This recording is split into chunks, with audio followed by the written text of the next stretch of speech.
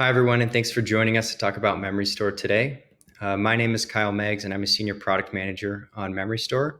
And joining us is Rob Martin from Moloko, where he's a Senior Engineering Manager. Today, we're going to talk about Memorystore. We're going to have a deep dive into Memorystore for Redis Cluster.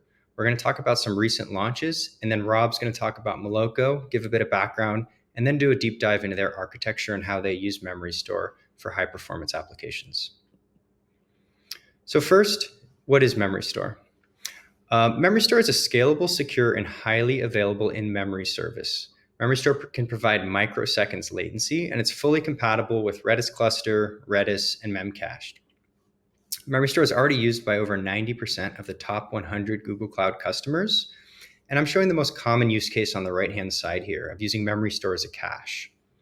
When you use Memorystore as a cache, you store a subset of your data in Memorystore, and when you go looking for that data, first you check if it's in Memorystore. If it's there, it's a cache hit, and you can retrieve it with ultra-low microseconds latency. If it's not there, it's a cache miss, and you have to go looking for that data in your other database, such as Cloud SQL, AlloDB, GCS, BigQuery, whatever you're using. And so the goal is to increase your cache hit ratio. So whenever you're looking for data, it's in Memorystore, and you can retrieve it with ultra-low latency. Customers choose Memorystore because it's fully managed, and it provides a fully managed experience for these three services: Redis Cluster, Redis, and Memcached. It gives you the opportunity to offload the tedious tasks of managing this software, worrying about VMs, worrying about patching and upgrades and vulnerabilities, worrying about zone isolation and zone separation. You can offload all of that to Memorystore and instead focus on your application, trusting that Memorystore can provide you with that ultra-low predictable latency. Memorystore is also well integrated with Google Cloud, providing you with the security, monitoring, connectivity that you would expect from a first-class product. Memorystore is also powerful and flexible. We provide zero downtime scaling on Memorystore for Redis Cluster, so you can start small and scale all the way out to 14.5 terabytes for a single instance. A classic use case is like Black Friday or Cyber Monday. Imagine before such a peak event, you have a small cluster, but you want to make sure you're sized for those peak moments. So you would just scale out your cluster without taking any downtime, and then you can serve huge amounts of traffic and store much more data after you scale out.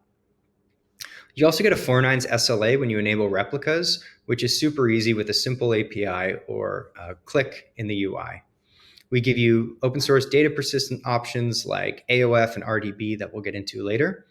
And we also give you an opportunity to use ultra-fast in-memory vector search. Customers also choose Memorystore for instant ROI.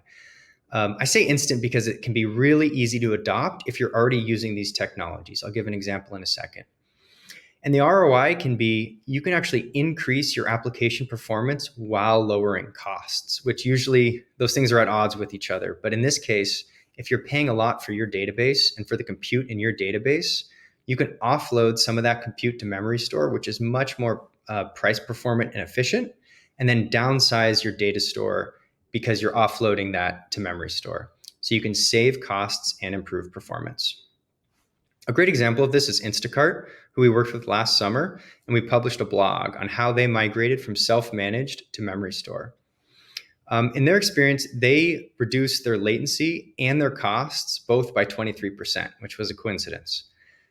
And they moved from benchmarking to production in fewer than 4 weeks. So this was an example where they're already using open source software, and moving from self-managed open source to Memorystore was super easy.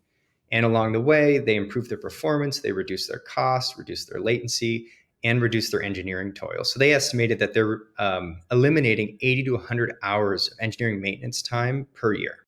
Another great example is Character AI, which is a rapidly growing Gen AI company. They migrated to Memorystore from Redis Cluster in just 6 days. And the quote here says that it also met and exceeded all of their latency and reliability requirements. So it provides the performance and the reliability that customers want. In addition to caching, there are a variety of use cases that Memorystore can serve. Top examples are session management. Maybe you're an online retailer and you want to store session data. You can do real-time analytics. You can use Redis as a message broker. Leaderboards are super easy to set up with the powerful data structures that Memorystore and Redis provide. You can also use vector search and native geospatial applications. So it's much, much more than just a cache, and there's a lot of great use cases for Memorystore. Now let's do a deep dive into Memorystore for Redis Cluster. So Memorystore for Redis Cluster is just like what I mentioned before, fully managed and easy to use. We give you simple APIs that perform sophisticated operations. So you simply tell us how many shards you want in your cluster, and we make it happen. We provision GCE VMs behind the scenes. We install Redis. We add them to your cluster. We rebalance the data for you. So you can scale both in and out while maintaining high performance and low latency. And so with this downtime scaling, you can, like I said before, prepare for peak events, scale out after peak events, scale back in, or you can scale out during the events because, again, there's zero downtime and we make it super easy. We also provide you with that high availability and 4.9's SLA. So it's really easy to add replicas, increase the number of replicas, or even remove replicas from your instance, depending on your needs. And we're also well integrated with Google Cloud, providing private service connect, integration with cloud monitoring, audit logging, IAM, TLS, CUDs, committed use discounts, making it really easy to integrate with other Google Cloud products. Here's a 30,000-foot view of what a Memorystore for Redis cluster instance looks like. On the right-hand side here, you can see there's 3 yellow shards, and each shard has a replica in the other 2 availability zones. So shard 1, which is the top row, there's 3 copies of that data. And a customer could easily set this up if they really want to focus on high availability, so that even if entire zone A were to go down, they have copies of their data in zone B and in zone C. So we would automatically promote one of the replicas in B or C to become a primary, and then there'd still be an additional copy in the other zone, ensuring there's maximum availability across zones. This is super easy to set up. It's a simple API or simple click in the UI to add and remove replicas without taking any downtime. Now let's highlight a few recent launches. Some of these are really exciting. So first off, we GA launched Memorystore for Redis ultra-fast in-memory vector search. And so with Memorystore for Redis, you can perform vector search over tens of millions of vectors at single-digit millisecond latency. So this provides both scalability and maximum throughput and maximum performance. And you'll be hard-pressed to find a more performant, more price-performance solution on the market. For customers that are using LangChain, which is a really popular open source framework, we also open sourced our own integrations with LangChain. Specifically vector store, document loaders, and memory storage. So if you're already using LangChain, it becomes really easy to drop in Memorystore and use it to improve your performance and decrease the latency of your applications. So a common use case here is retrieval augmented generation, or RAG. So here a user could build an application using the LangChain framework, and then an end user would ask a question of their application. We would create embeddings for the user's submitted questions, and then we would perform vector search in Memorystore for Redis, looking for similarities with that ultra-fast in-memory search. We would retrieve documents, files that are already stored in Memorystore, and we would feed those to the LLM, in this case Gemini, so that it could provide better answers that are grounded in those documents that are specifically related to the user's question. Then your application can provide a much more grounded answer back to the user that's partially based on those documents that were fed to the LLM, improving the flow and ensuring that step 3 here is ultra fast because it's in memory. We also launched data persistence, support for both AOF, append-only file, and RDB, Redis database, snapshots. So with AOF, you can choose how often you want to save your writes to disk. You can choose between every write, every 1 second, or every 30 seconds. And for Redis database, you could take snapshots on an hourly basis so that if something happens to your VM, you can recover the data from a snapshot or from AOF. And so this is automatic and fast to restore data in case there's any issues with your VM. This allows you to achieve a near zero RPO. With new node and cluster sizes, which we also GA launched, you can further customize your instance size and the performance that you need and the total amount of data that you need to store. So on the far left here, we have very small nodes that are shared core, lower performance. In the middle, we have two vCPU nodes that are ideal for performance because Redis is single-threaded. These will give you the best price performance.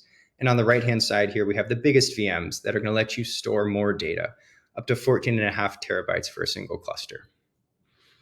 We've also recently launched, just in the last month, updates to our network traffic pricing.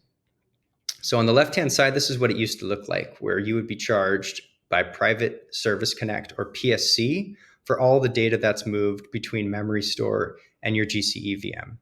On the right-hand side, we've made same zone traffic free. So all the data flowing between your VM in Zone A and the Memorystore VMs in Zone A is free.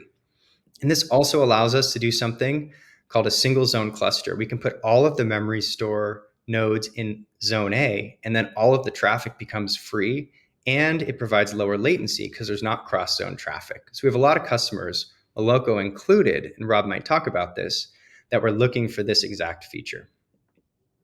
So now I'll pass it over to Rob, and he can talk about Moloko and their journey with Memorystore. Thanks, Kyle. Really excited to talk about the partnership that we've developed between Moloko and Google on Memorystore and low latency caching. So first, let me tell you a little bit about Moloko. So we're a machine learning company. We make software that empowers business growth through ad tech. And we're a hypergrowth company. We did about $1 billion in ad sales last year. We've grown about 8x in the past 3 years. And all of this with a very lean team that's mostly comprised of ML and software engineers, a really talented team of PhDs in math and computer science that are building those sophisticated models. So if you wanted to build, a unicorn ML AI company, it probably would end up looking a lot like Moloko. So we drive growth across actually multiple different verticals, including retail, mobile, and streaming. In retail, we have ad tech solutions for e-commerce platforms that can recommend products to your shoppers. In the mobile space, which is where we've traditionally operated, we operate at really massive scale that we'll talk about a little bit later, powering ads into free-to-play mobile games and mobile apps. And our newest product does ad insertion into streams for video advertising. And so the common denominator here is that the technology in all three of these verticals is powered by operational machine learning at really massive scale. So to give you an idea of what kind of scale we have and the reach that we have with our ad tech technology, we're active across multiple millions of apps in the app stores, and we reach about 6 billion devices all around the world. Now, I'll give you kind of a simple version of the way that programmatic advertising works, and you'll start getting a sense of how important latency is here. So let's take one of those mobile devices that's maybe playing a free-to-play game or maybe a free social media app. Every so often, those apps are going to need to monetize. And when that happens, they'll send a bid request for an ad to an ad exchange. And then that ad exchange takes that bid request and sort of fans it out to bidders like Moloko that have ad inventory. And we all make bids on that ad slot. And whoever bids the highest is selected to display that ad on that device. And all of this has to happen in only 100 milliseconds. And that includes the network latency. So you can start getting a sense for how important low latency and high performance is to our business. Now, what sets Moloko apart in this space is that you might imagine that typically you're going to use maybe the fastest way of arriving at selecting that ad and pricing that ad. And so many that operate in this space have used traditional statistical methods like regressions or simple statistical models because those are what's fastest and can operate within that SLA. But what sets Moloko apart from many is that we have learned how to use operational machine learning and deep neural networks, which are typically too slow for this kind of work. But we've done a lot of work in optimizing it to be able to operate within that 100 millisecond SLA. Now, we've done that by leveraging something called operational machine learning. Now, with traditional machine learning, you typically have a human in the loop, maybe a data scientist or a machine learning engineer. The decisions, probably have a lot of latency to them because you might have a human in the loop that's being helped by a machine learning model. And the computational power required for that is limited because, you have humans in the loop typically. But with operational machine learning, the entire thing is automated. For us to serve 6 billion devices all around the world, we really can't have humans in the loop. So we've automated all of the decision making. All the decisions are made in real time, and this requires immense computing power. So before we talk about how Moloko is leveraging Memorystore, let's take a brief journey into what we call Moloko scale. So remember, we have 6 billion devices that we can reach on our ad network. We're actually receiving about 600 billion requests from those devices every single day. That's trillions of requests per month. Now, that ends up being about 10 petabytes of new data that we have to ingest every single day. And as you know, that's more data than most companies process in an entire lifetime. We're doing that every single day. Now, on the response side, when we're responding with the ad selections and the bids, we're pushing about 6 million queries per second through TensorFlow and GKE. Now, for reference, Google search is about 100,000 QPS. So 6 million QPS through machine learning models, extremely high scale. Remember, we only get about 100 milliseconds to make that bid, which is not a lot of time, but it actually takes us about 10 different machine learning models to make those decisions. So that means that each model only has on the order of about 10 milliseconds to make a prediction, which is about 10 times faster than a typical DNN prediction can be done in. And to top it all off, these models need to frequently respond to changing market conditions. So we're retraining about 1,000 model instances every single day so that our models are always up to date and competitive. So I'm sure you have a lot of ideas of how Memorystore fits into this picture, but let's go ahead and take a look at kind of exactly how we're leveraging Redis and Memorystore to provide caching services, as Kyle alluded to earlier in the presentation. So here's a simple picture about how Redis or Memorystore would fit into our architecture. So on the left-hand side of this picture, you can see the exchanges, and even further out to the left, you could imagine all of those mobile devices that are out on the internet. Those bids come in through a load balancer, and then we process those bid requests through Kubernetes engine. Now, a lot of the data that we need for making the bid comes from the device itself, but we have other more stateful data that we need to enrich that data set with, and that resides in data stores like Bigtable. Now, as you can imagine, if we were sending 6 million QPS through to Bigtable, it'd be very inefficient, it wouldn't perform particularly well, and it'd be very expensive. And so this is kind of the sweet spot for that caching model that Kyle mentioned earlier. So you might look at this architecture diagram and say, this looks pretty typical. What's so special about this? And the thing that's different here is that Moloko scale. 6 million QPS that are being pushed through those Redis clusters. So let's take a look at how we've dealt with that scale over time and how Memorystore is helping us to adapt to our increasing scale and growth. So we originally used Memorystore years back, before the availability of Memorystore for clusters. So we were using simple single node Memorystore instances. And as you can imagine, there's not a Memorystore instance in the world that's large enough for 6 million QPS. So we had to resort to sharding. We'd run many versions of Memorystore instances. And then as you can see in our bid proxy that's in that red Kubernetes box, we actually had to maintain a mapping of where our data lived within those different shards. And so, we got a lot of the benefits of a fully managed solution because Google was managing those shards for us. But we actually had this kind of complicated mapping mechanism that we had to maintain that sort of took away a lot of the benefit of having that fully managed solution. So there were a lot of downsides of this approach, even though, on paper, it was fully managed. So eventually, the management of those shards became painful enough that we decided that we needed to move to a simpler architecture. And so, phase two was essentially saying we're going to move away from, those Redis shards, and we really need the clustered version of Redis. But at the time, that wasn't available from Google. So we ended up self-managing Redis clusters on GCE. And you can see that the architecture diagram actually looks quite a bit simpler now. We don't have that mapping layer in our bid proxies anymore. They just point at the cluster, and the cluster is scaled appropriately. So the architecture looks simpler, but unfortunately, there's a lot of operational overhead in managing those Redis clusters. So we just sort of moved the work from one place to another. So we weren't really happy with this solution either. And so, bringing us up to the current state, we're really happy that Kyle and the team have introduced Memorystore for Redis Cluster. We've actually been partnering with them closely because, as you can see in this sort of desired state architecture here, we sort of get the best of both worlds. Our bid proxies are simplified. We don't have to deal with all of that mapping, but we also don't have to manage our own clusters. Google is doing that work for us. And through this close partnership with Kyle and the team, we've developed a solution that we think is both simple and scalable. So, what's next in our rollout of this new version of Memorystore here at Moloko? Well, remember, I mentioned that we have 3 different products. We have a retail product, a mobile product, and a streaming product. They each actually have vastly different scaling characteristics.